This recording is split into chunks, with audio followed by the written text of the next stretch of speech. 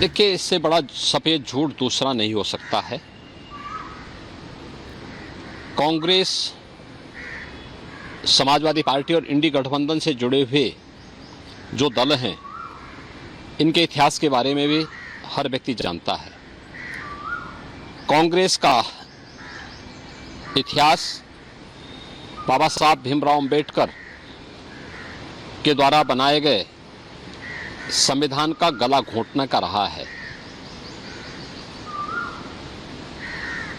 1950 में देश का संविधान लागू हुआ और कांग्रेस ने लगातार अभिव्यक्ति की स्वतंत्रता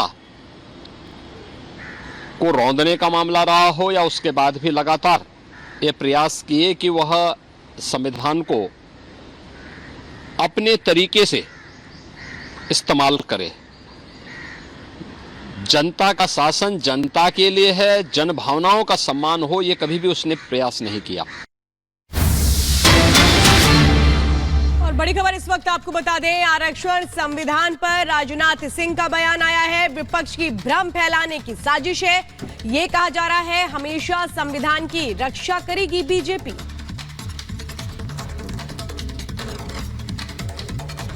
सर, आप तो राजनीतिक शुचिता के लिए जाने जाते हैं, आपकी बोली में शुचिता रहती है, पर जिस तरीके की पॉलिटिकल कमेंट्री समय की जा रही है, इंडिया गठबंधन के तमाम नेता है, कभी सनातन धर्म पर, कभी हिंदू पर, कभी प्रधानमंत्री मोदी पर टिप्पणियां करते हैं, क्या रीजन लगता है इसके पीछे आपको? नहीं, मुझे लगता है कि केवल वो सरकार बनाने के लिए राजनीति करते हैं। लेकिन मेरा एक सुझाव उन लोगों के लिए है कि किसी भी राजनीतिक पार्टी को राजनीति केवल सरकार बनाने के लिए नहीं करनी चाहिए। सरकार बनाने के लिए करें, लेकिन सरकार का उद्देश्य है देश बनाना, तो राजनीति देश बनाने के लिए की जानी चाहिए। जब यह उद्देश्य सामने होगा तो मैं समझता हूं कि जिस प्रकार की हरकतें विपक्ष कर रहा है वैसी हरकतों से वो बच सकता है। किसानों को तो और इस बीच आपको बताएं, अखिलेश यादव किस तरह से अब सामने आ रहे हैं। वो ये कह रहे हैं कि आरक्षण पर जो बीजेपी है उसके सुर बदल गए हैं। चुनाव आरक्षण समर्थक बन चुकी है बीजेपी, पहले आरक्षण का विरोध कर रही थी। क्या कहा है अखिलेश यादव ने, सुनिए जरा।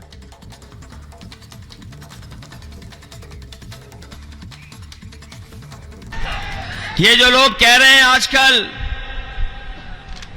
बड़े बड़े जो दिल्ली से लेकर के और जो बीजेपी को कभी कभी सुझाव देते हैं, जो केवल भारत का नहीं दुनिया का सबसे खतरनाक परिवार है, इन्हें हमारे आपके परिवार की तो चिंता है, लेकिन इनके साथ एक सबसे खतरनाक परिवार है जो आरक्षण खत्म करना चाहता था।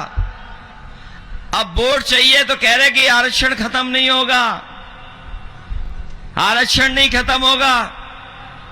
मैं उनसे पूछना चाहता हूं, ये बताओ, अगर भारत सरकार की बड़ी बड़ी कंपनियां बिक जाएंगी और प्राइवेट हाथों में चली जाएंगी तो आरक्षण कहां मिलेगा? ये जो हवाई जहाज वाले विभाग बेच दिया, एयरपोर्ट बेच दिया, जिसमें लाखों लोगों को नौकरी मिलती थी, बताओ वहां क्या आरक्षण लागू होगा? अगर रेल बिक जाएगी तो क्या वहां आरक्षण होगा? अस्पताल में जो आउटसोर्स में नौकरी आ गई, क्या उसमें आरक्षण होगा? और ये अगर भर्ती से लेकर के और जो कर रहे हैं संविदा और आउटसोर्स पे, उसमें क्या आरक्षण होगा? ये न केवल नौकरी खत्म करना चाहते हैं बल्कि आरक्षण भी खत्म करना चाहते हैं। ये इनकी बड़ी साजिश है, लेकिन हम समाजवादी लोग इनको कामयाब नहीं होने देंगे। और इसी बीच अगली बड़ी खबर आपको बता दें, नई दिल्ली से बीजेपी प्रत्याशी बांसुरी स्वराज अब से थोड़ी देर बाद नामांकन दाखिल करेंगी, लेकिन उससे पहले रोड शो की तैयारी है। बड़ी जानकारी मिल रही है, पहले रोड शो किया जाएगा, उसके बाद नामांकन दाखिल किया जाएगा। नई दिल्ली लोकसभा सीट से बड़ी खबर मिल रही है, अब से थोड़ी देर बाद बांसुरी स्वराज जो है नामांकन दाखिल करेंगी और लगातार चुनावी प्रचार में जुटी हुई हैं, रोड शो कर रही हैं, जनसभाओं को संबोधित कर रही हैं। तस्वीरें आप देख रहे हैं, एक भारी हुजूम भी लोगों का पहुंच रहा है। बांसुरी स्वराज की कटआउट्स लेकर लोग काफी अपना उत्साह दिखा रहे हैं, विश्वास दिखा रहे हैं, लेकिन पहले रोड शो होगा आज और उसके बाद नामांकन दाखिल होगा। और कड़ी टक्कर है आम आदमी पार्टी से, कड़ी टक्कर बीजेपी प्रत्याशी बांसुरी स्वराज की। जनार्दन के आशीर्वाद से अभिभूत हूँ और एक विकसित भारत बनाने के लिए प्रतिबद्ध हूँ। ये मोदी जी की गारंटी है, जो सारी गारंटी पूरी होने की गारंटी है। ये जो अब जन सैलाब दिख रही है, ये मोदी जी की जन कल्याणकारी योजनाओं पे जनता का आगाज। अपने डेब्यू को कैसे देखते हैं आप? आपकी मां से आपकी तुलना की जा रही है। ये टिकट मेरे अकेले का नहीं है, ये टिकट सब भारतीय जनता पार्टी के प्रत्येक कार्यकर्ता का टिकट है। और मैं आपको बताऊं, मैं अकेली नहीं हूँ, मेरी पार्टी और मेरे संगठन की शक्ति मेरे साथ खड़ी है।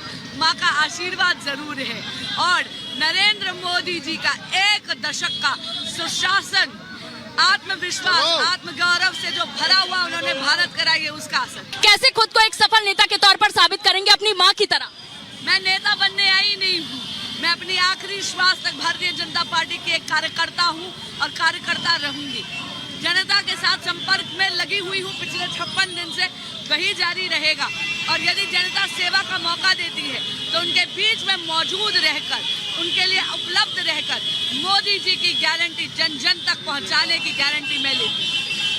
400 पार के नारे को कैसे देखते हैं आप? अब की बार 400 पार नारा है ही नहीं, संकल्प है और इस संकल्प को सिद्धि तक लेके जाएगी भारत की जनता। अब की बार 400 पार, फिर एक बार मोदी सरकार।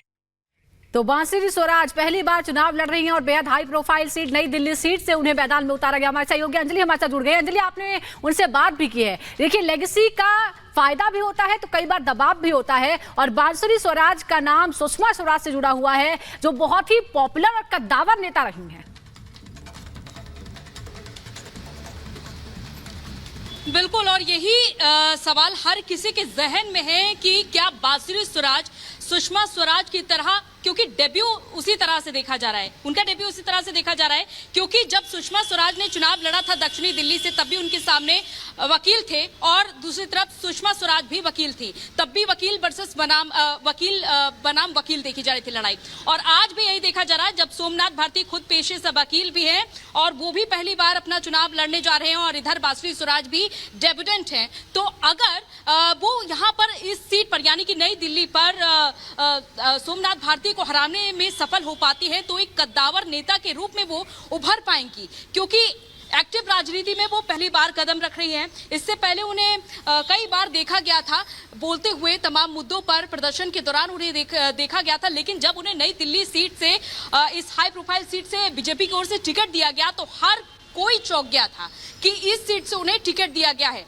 और अब वो अपने आप को कैसे सफल साबित करके दिखा पाएंगी, क्योंकि उनकी जो तुलना की जा रही है वो सुषमा स्वराज से की जा रही है और डेब्यू भी ठीक उनका इसी तरह से ही हो रहा है। तो आज अपना नॉमिनेशन दाखिल करने जा रही है। तस्वीरें भी आपने देखी कि रोड शो के दौरान वहां पर उनके साथ केंद्रीय मंत्री हरदीप सिंह पुरी भी मौजूद रहे और रोड अंजलि, आप बने रहिए हमारे साथ और आपने बातचीत भी की और एक तरह से कॉन्फिडेंट नजर आ रही हैं बांसुरी स्वराज। लोमस हमारे साथ लगातार जुड़े हुए। लोमस, इस रोड शो के जरिए बताने की कोशिश हो रही है बीजेपी की और बांसुरी स्वराज की कि कैसे जन समर्थन उनके साथ है। आपके पास क्या तस्वीरें? बिल्कुल साफ तौर पे मैं आपको पहले तस्वीर दिखाना चाहता हूं। मैं यहाँ पे नामांकन, जहाँ पे बांसुरी स्वराज नामांकन करने के लिए पहुंचे, साफ तौर पे आप तस्वीर से अंदाजा लगा सकते हैं कि दिल्ली में कितने चाहने वाले बांसुरी स्वराज के। साफ तौर पे आप देख सकते हैं अलग ही यहाँ पे अंदाज है, लोग नाचते गाते हुए यहाँ पे दिख रहे हैं और साफ तौर पे ढोल नगाड़े यहाँ पे बजाए जा रहे हैं। मैं अपने विजय बोलूंगा कि वो तस्वीर दिखाए, साफ तौर पे यहाँ पे तस्वीर दिखाए किस तरीके से लोग यहाँ पे डांस कर रहे हैं और अंदर बांसुरी स्वराज पहुंच चुकी है साफ तौर पे नामांकन के लिए और यहाँ पे लोग अलग ही रंग में नजर आ रहे हैं। ये है दिल्ली की जनता और साफ तौर पे दिल्ली की जनता उनका स्वागत करते हुए दिख रही है। उनका कहना है कि इस बार इतिहास बदला जाएगा। बांसुरी स्वराज को लेकर के उनके समर्थक में यहाँ पे जो कार्यकर्ता है वो बड़ी तादाद में यहाँ पे उमड़े हुए हैं और साफ तौर पे हम बांसुरी स्वराज नामांकन के लिए पहुंची। अंदर किस तरीके से माहौल आपके सामने है। पूरी नई दिल्ली एक तरफा बांसुरी जी के साथ जीतने के लिए अंदर नामांकन के लिए बीजेपी उम्मीदवार बांसुरी स्वराज पहुंची है और आज बड़ा दिन है। एक तरफा बांसुरी स्वराज बल्ले बल्ले, बाकी सब थल्ले थल्ले, तंबू खड़ गए झाड़ू कांग्रेस के। बिल्कुल आज बड़ा दिन है बांसुरी स्वराज के लिए, किस तरीके से देखते हैं? देखिए, बहुत बड़ा दिन है, निश्चित रूप से बहुत बड़ा दिन है और मैं ये कहूंगी मैं ये कहूंगी कि एक ही नारा, एक ही नाम, जय श्री राम, जय श्री राम। अब की बार 400 पार। नई दिल्ली से आई आवाज। बिल्कुल, आज बड़ा दिन है बांसुरी जी के लिए। बीजेपी की उम्मीदवार हैं, वो आज नामांकन के लिए पहुंची हैं। देखिए, इस बार 400 पार और हमारी नई दिल्ली से कम 5 लाख आगे हम जीतेंगे। 5 लाख। हमारे जो कैंडिडेट है बांसुरी स्वराज जी, दिल्ली में सबसे ज्यादा वोट से जीतने जा रही है और दिल्ली के सातों सीटें भारतीय जनता पार्टी की झोली में पड़ने जा रही है। फिर से राम, जय जय श्री राम। देखिए, आप सबके सामने तौर पे आप देख सकते हैं, अलग ही उल्लास है लोगों में। और यहाँ पे जो समर्थक हैं बांसुरी स्वराज के, वो साफ तौर पे कहते हुए नजर आ रहे हैं कि इस बार इतिहास बदला जाएगा। जो नई दिल्ली लोकसभा सीट पे अब तक नहीं हुआ, वो अब होके रहेगा। साफ तौर पे आप देख सकते हैं यहाँ पे बड़ी तादाद में लोग यहाँ पे उमड़े। जी, लोमस और अंजलि, आप दोनों का बहुत शुक्रिया। आप लगातार ग्राउंड जीरो से एक तस्वीर दिखा रहे हैं, लेकिन इसी बीच अपने दर्शकों को एक और बड़ी खबर हम बता रहे हैं। बड़ी खबर, थोड़ी देर में पीयूष गोयल का नामांकन होगा। मुंबई नॉर्थ सीट से नामांकन दाखिल करेंगे पीयूष गोयल। तो आज जो तमाम दिग्गजों का नामांकन होना है वो हम आपको बता रहे हैं। नॉर्थ मुंबई से पीयूष गोयल, नई दिल्ली से बांसुरी स्वराज नामांकन दाखिल करने के लिए पहुंच चुकी है। और मुंबई नॉर्थ सीट काफी इंपॉर्टेंट सीट है, लेकिन आपको उससे पहले दिखा दें। यहाँ पर देखिए पीयूष गोयल किस तरीके से पूजा पाठ करके निकले हैं। हमारे सहयोगी पहुंचे, उनसे बातचीत की, क्या कुछ कहा पीयूष गोयल ने, आपको सुनवाते हैं। उत्तर मुंबई कैंडिडेट पीयूष गोयल जी है। पीयूष गोयल जी, आपने मंदिर में दर्शन किया, आशीर्वाद लिया बप्पा का, नामांकन फाइल करने जा रहे हैं, क्या कहेंगे? भीड़ देखिए किस तरह। आपने परसों भी देखा जिस प्रकार से लोग उमड़ के आए। हमने 1 घंटे का रोड शो रखा था, 3.5 घंटे लगे। 1 घंटा तो निकलने को लगा और आज तो सिर्फ मैं दर्शन करके ट्रेन पकड़ने वाला था। ये अपने प्यार से आशीर्वाद देने जनता आई है। आज कोई नियोजित रोड शो था ही नहीं। आगे पीछे लाल हरा सारे झंडे नजर आ रहे हैं, सारी पार्टियों, सारी अलायंस के। आज पूरा देश प्रधानमंत्री नरेंद्र मोदी जी के साथ है, उनको आशीर्वाद दे रहे हैं, उनके समर्थन में है। और मुझे पूरा विश्वास है कि मोदी जी के नेतृत्व में देश 400 पार सीटें प्रधानमंत्री जी की झोली में डालकर उनको और बल देगा और ताकत देगा कि वो जनता की सेवा कर सके। जिस दिन से आपका नाम का घोषणा हुआ, उसी दिन से आप बोरीवली में उतरे और तब से लगातार प्रचार कर रहे हैं। कैसा लोगों का रिस्पांस मिल रहा है? अलग अलग पार्क में जा रहे हैं, अलग अलग लोगों से मिल रहे हैं। जहाँ देखें वहाँ मोदी की लहर है। और मुझे लगता है कि ये चुनाव ऐसी प्रचंड बहुमत देगा मोदी जी को, ना भूतो और भविष्य में तो उससे ज्यादा मोदी जी का प्यार बढ़ेगा। मुंबई की बात करें तो मुंबई के कितनी 6 सीटों पे महायुति?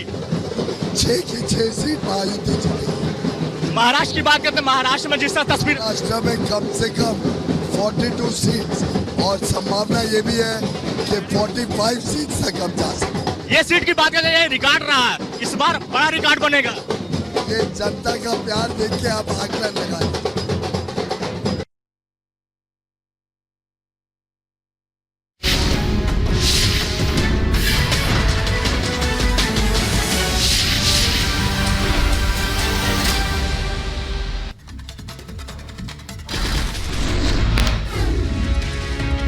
गुवाहाटी में बोले गृह मंत्री अमित शाह का दक्षिण में भी बीजेपी को समर्थन मिल रहा है। 10 साल से पूर्ण बहुमत की सरकार चला रही है। फेक वीडियो पर बोले गृह मंत्री अमित शाह, कहा कांग्रेस ने मेरा फेक वीडियो बनाया, फेक वीडियो से भ्रम फैलाया जा रहा है। गृह मंत्री ने राहुल और प्रियंका पर किया हमला, कहा चुनाव लड़ेंगे या नहीं लड़ेंगे, कंफ्यूजन आत्मविश्वास की कमी दिखा रहा है। रिपब्लिक भारत पर बोले रक्षा मंत्री राजनाथ सिंह, कहा सभी लोगों का मिल रहा समर्थन, देश का विकास सिर्फ प्रधानमंत्री मोदी कर सकते हैं। रक्षा मंत्री राजनाथ सिंह का बयान, कहा आरएसएस ने किया देश हित के लिए काम, स्वयंसेवक होना गर्व की बात, भारत लगातार कर रहा है विकास। रक्षा मंत्री राजनाथ सिंह ने विपक्ष पर साधा निशाना, कहा विपक्ष सरकार के लिए कर रहा है राजनीति, देश बनाने के लिए करना चाहिए राजनीति। किसी भी राजनीतिक पार्टी को राजनीति केवल सरकार बनाने के लिए नहीं करनी चाहिए। सरकार बनाने के लिए करें, लेकिन सरकार का उद्देश्य है देश बनाना, तो राजनीति देश बनाने के लिए की जानी चाहिए। बांसुरी स्वराज ने नामांकन से पहले पूजा अर्चना की। नई दिल्ली सीट से बीजेपी की प्रत्याशी हैं बांसुरी, आज नामांकन दाखिल करने पहुंची हैं। कांग्रेस उम्मीदवार विक्रमादित्य सिंह ने किया कंगना पर हमला। कहा जिस तरह की भाषा का इस्तेमाल कर रही है कंगना, वो हिमाचल की संस्कृति में नहीं। जिस तरीके की भाषा शैली का वो प्रयोग कर रहे हैं वो हिमाचलियत और हिमाचल की संस्कृति में तो नहीं है। ये ज़रूर है, अगर मैं उसको एक शब्द कहूँ जो मुंबई में ज़्यादा इस्तेमाल होता है, ये एक टपोरी लैंग्वेज है। मध्य प्रदेश के भोपाल में सीएम मोहन यादव ने इंडी गठबंधन पर साधा निशाना। कहा अगर सपा और कांग्रेस के उम्मीदवार चुनाव नहीं लड़ना चाहते तो हम कुछ नहीं कर सकते। कांग्रेस समाजवादी पार्टी या कोई भी